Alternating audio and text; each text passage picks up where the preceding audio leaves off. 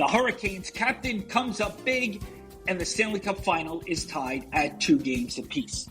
Welcome to NHL Wraparound Stanley Cupdate for Wednesday, June 10th, 2026. Vic Morren, Neil Smith.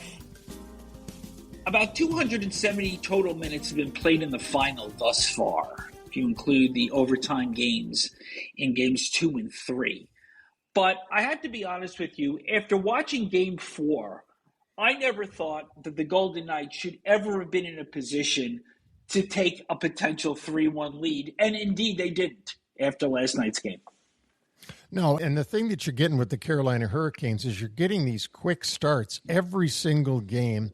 You're getting a first period that Carolina badly outplays the Vegas Golden Knights, and they did it again last night. But this time held on and were able to get the victory. In the other games, whether it was flukiness, whatever it was, but the Hurricanes weren't able to hang on to their quick start that they were getting.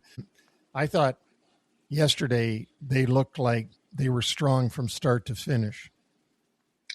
The big news at the start of this game was who was going to play goal for Carolina after Freddie Anderson gave up 4 goals in the 2 periods in game 3 and also took a shot to the head from Ivan Barbashev on a goal that was disallowed for goalie interference early in that second period. Brandon Bussi came in, stopped a penalty shot by Mitch Marner early in the third, made several other good stops, and only a bad break prevented that epic Hurricane comeback from being complete on Saturday. So Bussi gets the start. Pyotr Kochetkov winds up being the backup with Anderson as the emergency backup goaltender. And something really doesn't wash here, because if Anderson was 100%, why would he have not just been the backup? I think it's quite obvious that Rod Brind'Amour is trying to keep the Anderson malady hidden. Obviously, he gets hit in the head, and when we say hit in the head, we don't mean a puck. We mean his head gets jarred by the body of Barbashev in game number 3. He leaves the game after the second period, which could have been that injury as much as just letting him come out and giving him a rest. And now he doesn't dress at all for game 4. To me, it's very clear that he is not feeling right, and that the only reason he wouldn't be feeling right is he got his head jarred badly in game number 3. As you had just said, another fast start for the Hurricanes. And it seems like all the games in this series, it's a fast start by the Hurricanes in the first period, great second period by Vegas, and then Carolina a little bit stronger in the third period. And at 1:06, off a face-off win by Jackson Blake, Jalen Chatfield takes a shot, caroms off the end boards, bounces over Carter Hart's stick, and it's Logan Stankoven shoveling in his 11th of the playoffs. Yeah, backhand right over the pad of Carter Hart, and another lightning quick start. Not long after that goal, Mark Stone gets stopped on a breakaway by Bussi, and then at the 3:28 mark, right after a penalty to Shea Theodore expired, a poor clearing attempt by Braden McNabb. It's Ehlers to Hall to Blake, and it's 2-0. Yeah, and it was a beautiful goal by the youngster Blake, who's been just phenomenal throughout these playoffs, along with Stankoven and Taylor Hall. They've played together quite a bit of the time. Stone, I just want to add, that was a shorthanded breakaway. Mark Stone seems to have the ability to get open for breakaways. I think we've seen 3 or 4 by the captain of the Knights so far in this final.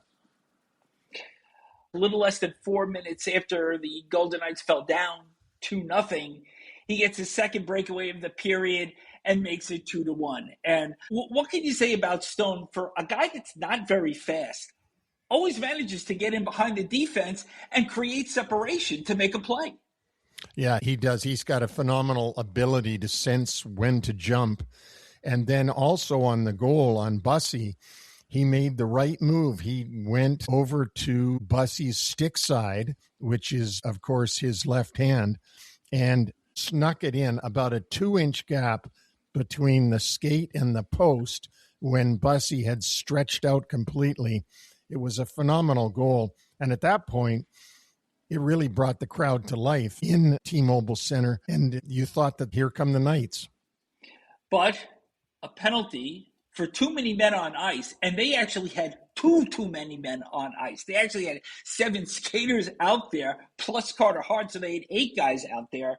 And on that power play, a Shane Gostisbehere shot hits McNabb, and it's Jordan Staal with the rebound to make it 3-1.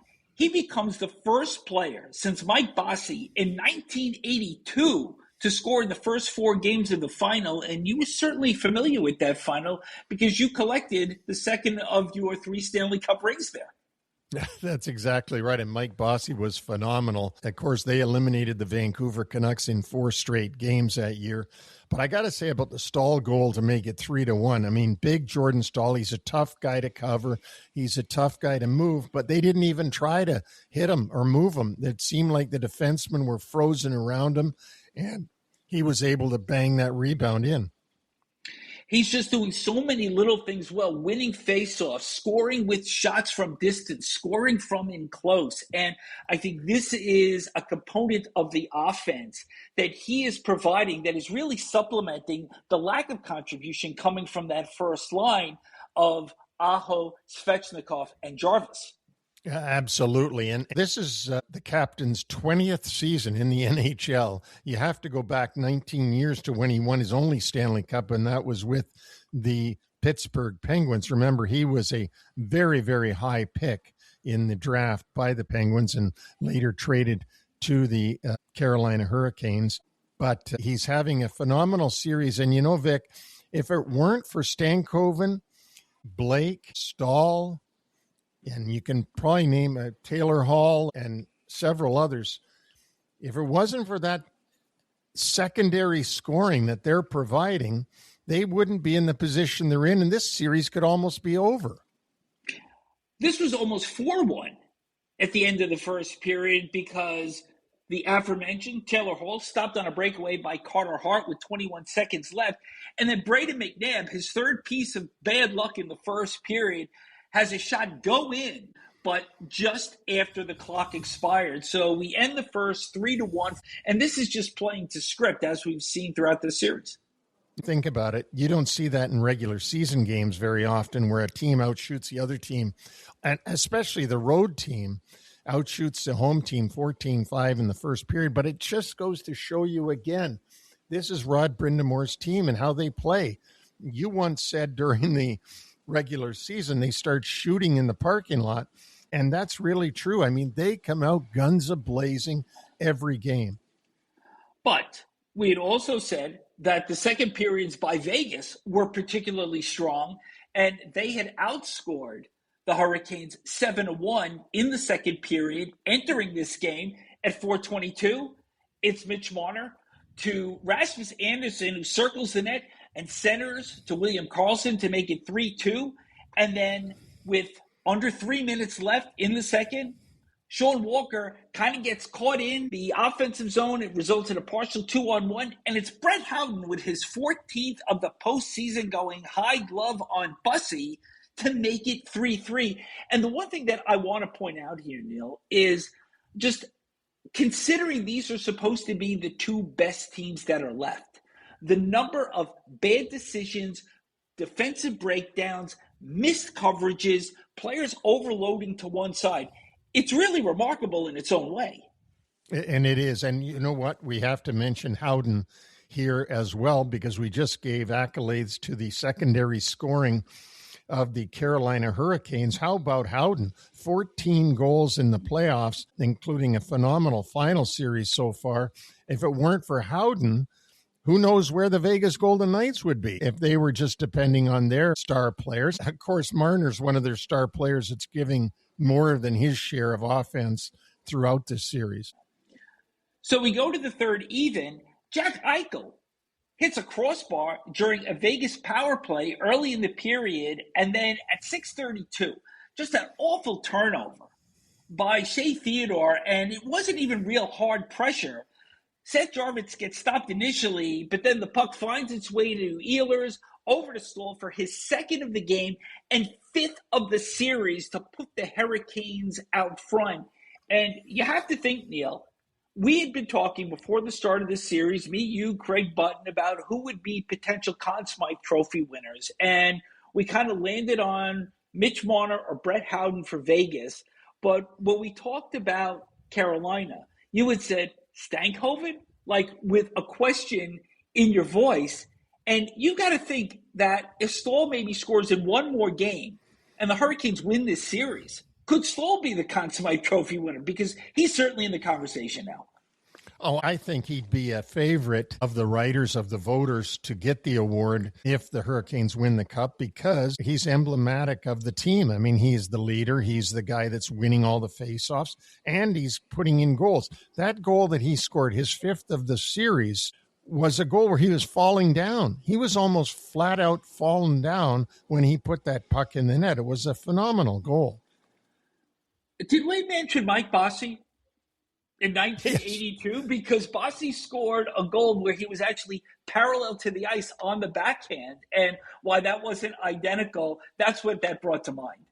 Oh, it certainly did. And you're right. Very similar. I mean, just extraordinary efforts to be able to manage as you're falling, as you're almost parallel, to also get your stick on the puck and shoot it. So now we go to the other side of the coin for guys that have been snake bitten. And you talk about Jack Eichel with Carter Hart pulled, about a minute and 50 seconds left. He finds himself about 15 feet in front, wide open, off a faceoff, and he shoots the puck over the net. Jack Eichel has been just great for the Vegas Golden Knights. There's no doubt about it. But on that one, I'm sure that kept him awake all night on the charter flight that they were taking to Carolina, because that should have tied the game up. And instead, less than a minute later, Nikolai Ehlers from deep in his own zone banks one off the boards, a wild carom, and it hits dead center into the empty net with 55 seconds left. It's a 5-3 game, and this series is even and probably where it should be, at the very least, for Carolina. Absolutely. And give Vegas their credit. They deserve credit, too. They won a game in Carolina. They won a game at home, and it is 2-2 going back to North Carolina. But, boy, it certainly looks like the momentum is with the Hurricanes. Game 5, Thursday, 8 o'clock. And then Game 6, which is obviously guaranteed now, will be in Vegas on Sunday at 8 o'clock. In all your times as a general manager and being involved in the NHL, and now because this final series was moved up because both conference finals ended in 4 and 5 games respectively, when you had a one-day turnaround, did you find it any easier or more difficult going west to east or east to west, as we have seen in both cases in this series? You know, the flights are always longer when you're going towards the west, I think, because of the headwinds. That may be an issue, but then you get more time when you get there. Really, for me, I was just nervous no matter which way we were going, where we were, or who was up or who was down. As a GM, you're just nervous the whole time. So I'm going to throw this out to you, that do you see the Stanley Cup in these final 2 or 3 games ultimately decided on what gets out of its funk first? The Vegas power play, which has only scored once in this series, or Carolina's top line? You know what? I think Carolina's top line isn't scoring necessarily, although Jarvis has done some good offensive work. I think they are still drawing a lot of attention. They're doing what they need to do. And because of the secondary scoring that we talked about, the secondary scoring is primary scoring now. And as far as the Vegas Golden Knights power play, Carolina's got to just hope that Vegas does not wake up, does not get it going. And chances are they won't, because when your power play is snarled like this overnight, you just don't happen to get it going again. I would say things will probably stay about the same as we go through this series. The one thing that I've noticed about Vegas's power play, and it was something that we kind of pointed out with the Colorado power play, is they're trying to pass the pucks into the net. Yes, they are getting some looks, but I think they're trying to cut it way too fine in a lot of instances. And this is not the time to do it. I mean, you got to get greasy goals here. You got to shoot from the point. You got to crash the net and not worry so much about making plays look pretty. And I think Vegas has been guilty of that in this series. I think you're right. And it may be time to, use the second power play first. But having said that, how do you not have Marner and Eichel out there right away when you get the man advantage? It's really hard not to put them on the ice.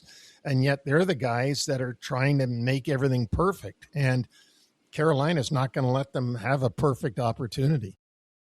I'm looking forward to this. So how do you see this falling out in the next 2 or 3 games? If I was to say that Carolina would win the next 2, I would be undercutting Vegas. I think that there's going to be 7 games in this series. I'm not sure who's going to win which game. It could go back to Vegas, 3-2 Vegas. It could go back 3-2 Carolina. Obviously, this game 5 is crucial because whoever wins is only 1 game away from the cup. I really can't tell. If I had to bet, I would bet that Carolina wins on Thursday, and then Vegas has got their backs to the wall on Sunday. Bussy back in goal for game 5? Bussy back in goal. All right. Let's hit some other news. Peter Laviolette named the new Kings head coach a couple days ago, replacing the interim DJ Smith. Laviolette has a long history of doing particularly well in the first season in his numerous stops around the league. With an older club like the Kings have, and Anze Kopitar, their longtime captain, retiring, do you think that this is something that is aimed at a quick fix by Ken Holland in hiring Laviolette? I think it's something that's aimed at getting the most that he can out of the lineup while he tries to rebuild it. When I say rebuild, that doesn't mean tearing anything down. I think he's going to try to add younger players and other players to this lineup. And he knows that Peter Laviolette will probably juice the most out of the lineup that anybody could. The other thing that we haven't talked about, but I just remembered yesterday, was that he will go back to having Artemi Panarin on his bench, as he had for the last 2 years as a coach of the New York Rangers. And Panarin certainly had good years with Peter Laviolette behind the bench. More coaching news, and this one is really intriguing because it's been reported that the Edmonton Oilers are interested in hiring Mike Babcock to be their head coach. Babcock had been hired to coach in Columbus back in 2023, and it never got that far. And of course, there was some untoward things going on with him wanting to check the cell phones and the pictures that were on the phones of his players.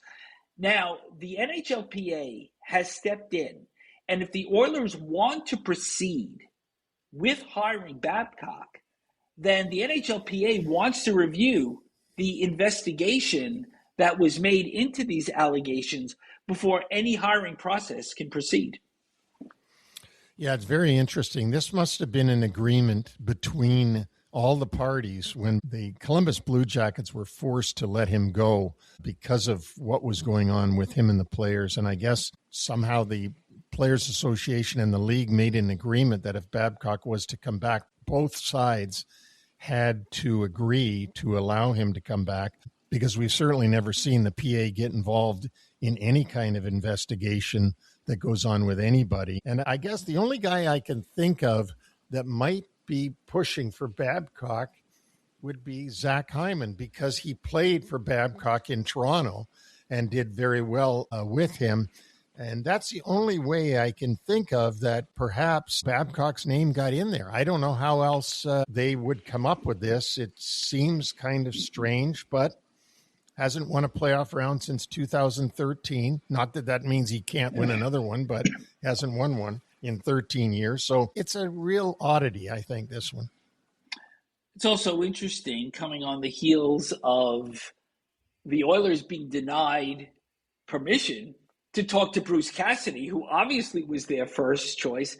And now they're proceeding and they're trying to go with a guy that has had success, but now has somewhat of a checkered background to go along with it.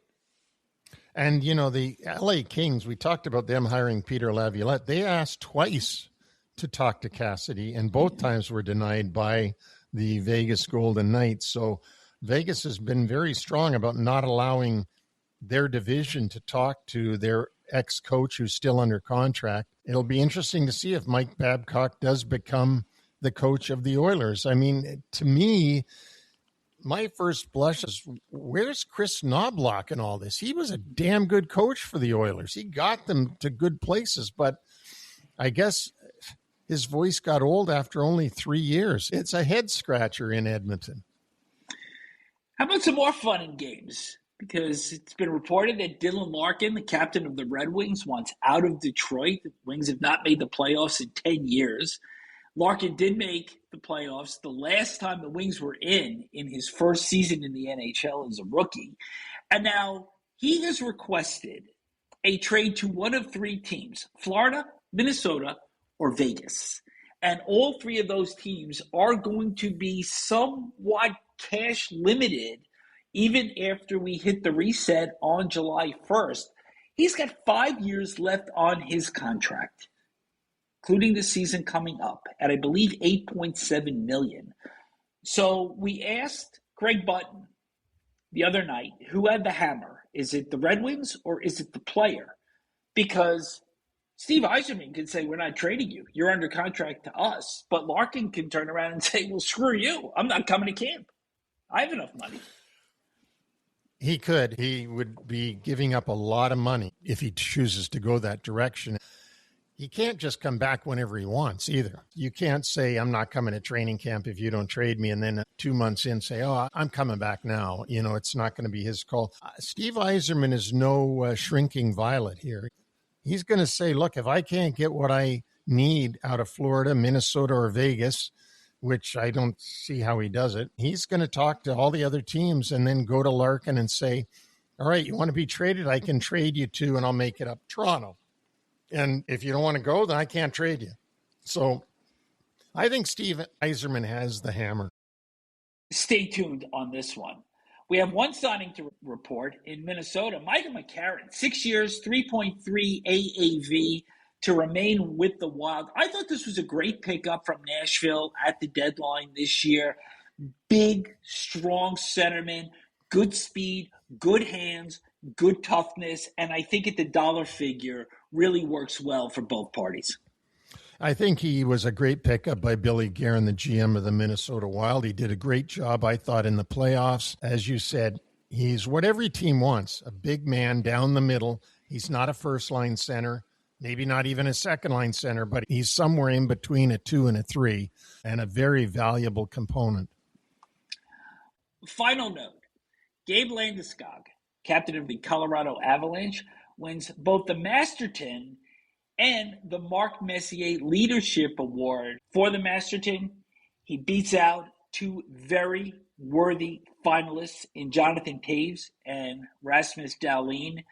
But when you consider that he suffered his original injury in the bubble in 2020, came back, lifted the Stanley Cup, and hadn't played for such a long time, and to have returned healthy this year and be a big contributor, and really in the sweep that the Avalanche absorbed against the Golden Knights in the Western Final, he was clearly their best offensive player.